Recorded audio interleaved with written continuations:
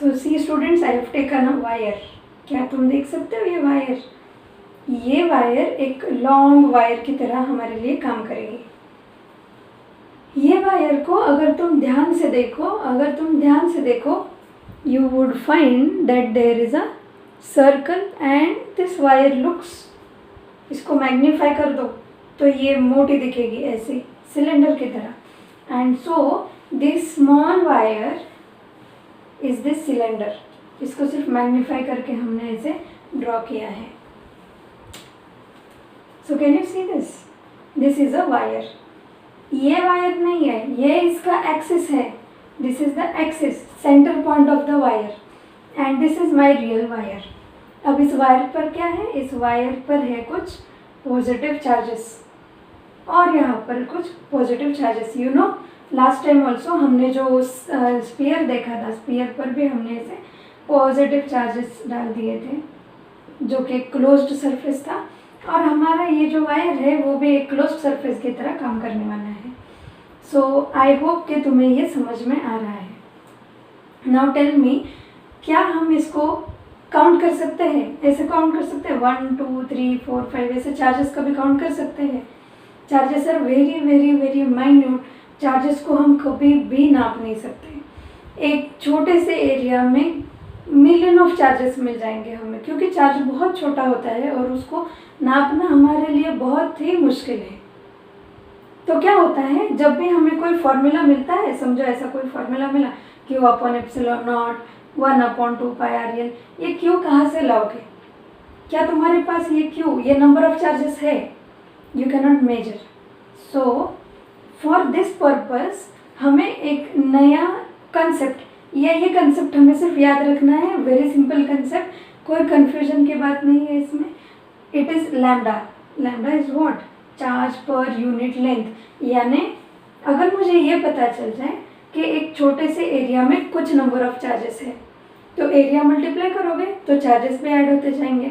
यानी what is my lambda? Lambda is total charges upon total length. याद रखो, हम ये चार्ज पर यूनिट लेंथ यानी लेंथ पर लगे हुए चार्जेस को लीनियर डेंसिटी बोलते हैं, और ये लैम्डा हमें दिखाता है लीनियर डेंसिटी। लीनियर यानी लाइन में बैठे हुए चार्जेस की डेंसिटी। So this is called as Q/L. What is lambda? Lambda is Q/L. Only remember this part. Another part is as simple as the sphere part. जैसे हमने स्पीयर पढ़ा था वैसे ही ये पार्ट भी हम पढ़ने वाले हैं।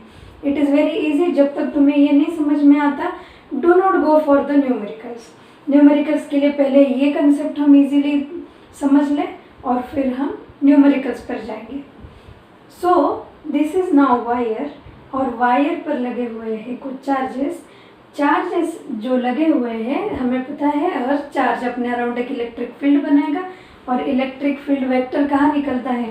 तो हर चार्ज में से डायरेक्टिंग आउटवर्ड, यानी हर चार्ज में से वो ऐसे बाहर निकलेगा। यानी अगर ये मेरा कंडक्टर है, ये वायर है, तो वायर में से हर जगह ऐसे चार्जेस या इलेक्ट्रिक फील्ड वेक्टर्स ऐसे निकलेंगे।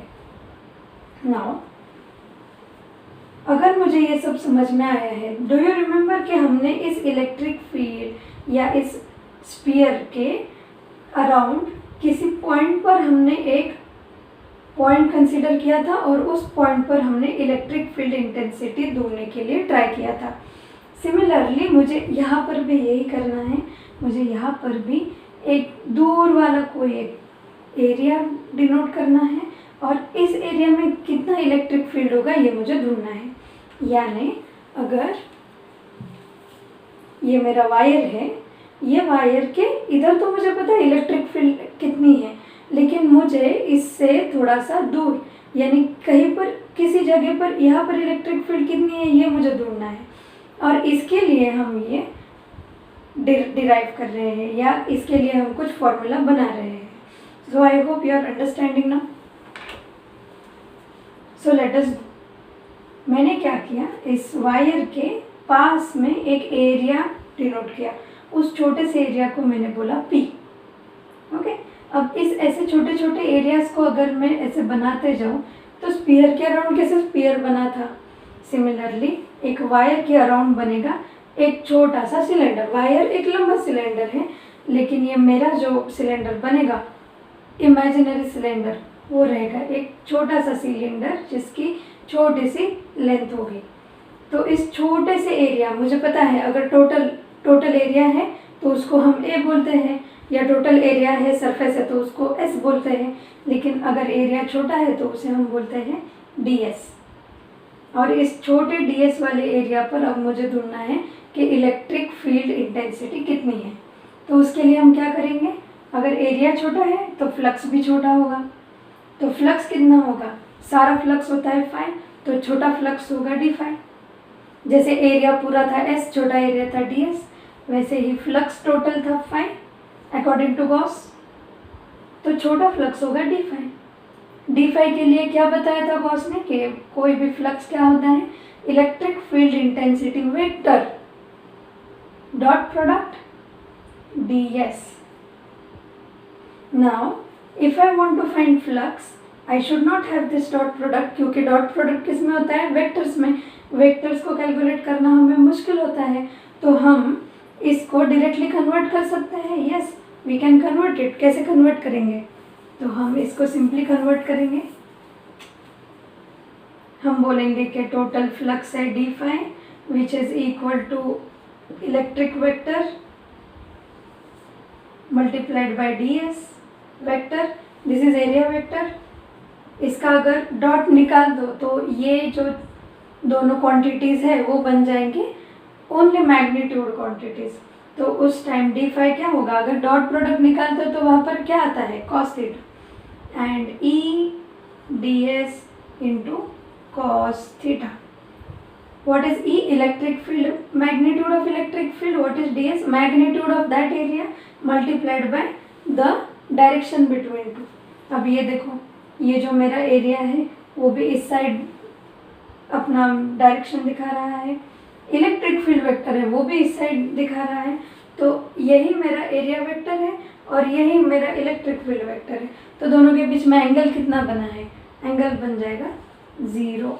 और अगर एंगल 0 है तो cos 0 क्या होता है, cos 0 होता है 1, यानी d5 बन जाएगा E ds।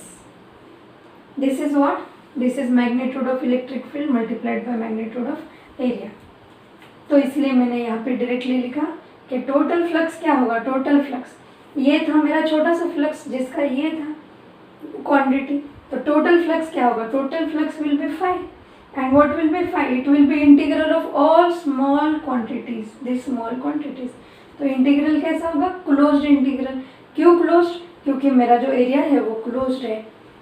So flux is total closed integral of E dot D S.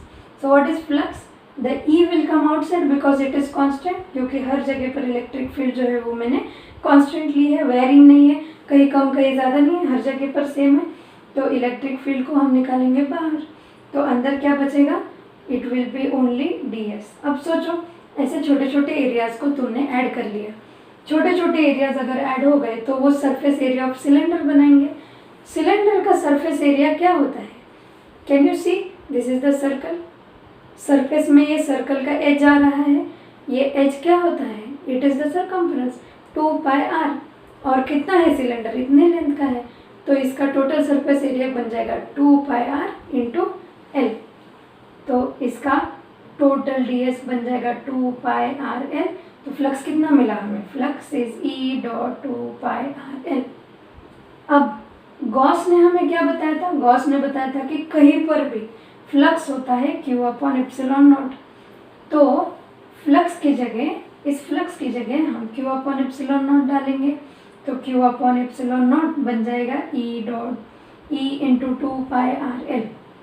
यहाँ पर हमें इंटरेस्ट किस में है, इलेक्ट्रिक फील्ड ढूंढना है ना, तो इलेक्ट्रिक फील्ड किधर है, इधर। इलेक्ट्रिक फील्ड को यही रखो, बाकी की चीज़ों को इधर लेके जाओ। तो E क्या बनेगा, Q अपॉन एप्सिलॉन नॉट ऐसे ही रहेगा, ये जो न्यूमरेटर में था उधर जाके डिनोमिनेटर में जाएगा, Q upon epsilon not 1 upon 2 pi R L. अब याद करो कि Q यानी चार्ज जिसको हम मेजर नहीं कर सकते, तो अगर चार्जेस को हम नहीं मेजर कर सकते तो हमें क्या लेना पड़ेगा, चार्ज पर यूनिट लेंथ यानी लीनियर चार्ज डेंसिटी, तो क्या हमें यहाँ पर Q और L दिख रहा है?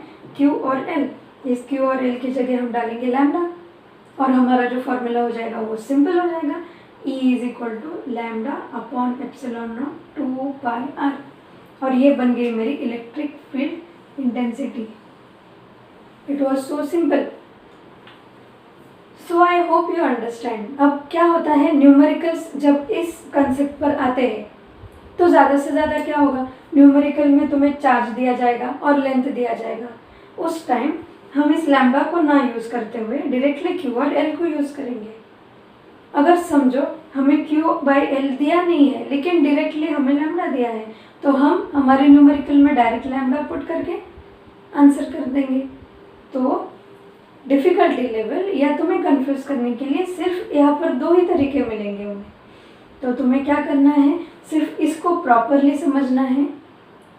जब नेक्स्ट लेक्चर होगा तो मैं इसका थर्ड एप्लीकेशन सिखाऊंगी, पैरेलल प्लेन शीट। एक प्लेन शीट के लिए हम थर्ड एप्लीकेशन पढ़ेंगे और फिर उसके नेक्स्ट लेक्चर में स्फीयर, वायर और प्लेन शीट, इन तीनों को एक साथ हम जल्दी जल्दी पढ़ लेंगे। और ऐसा करके हम इन कंसेप्ट्स को बहुत ही प्रॉपरली पढ़ के आगे जाएंगे इनके न्यूमेरिकल्स की तरफ। I hope you have understood and you have enjoyed this lecture. Please let me know if you have any queries. Thank you.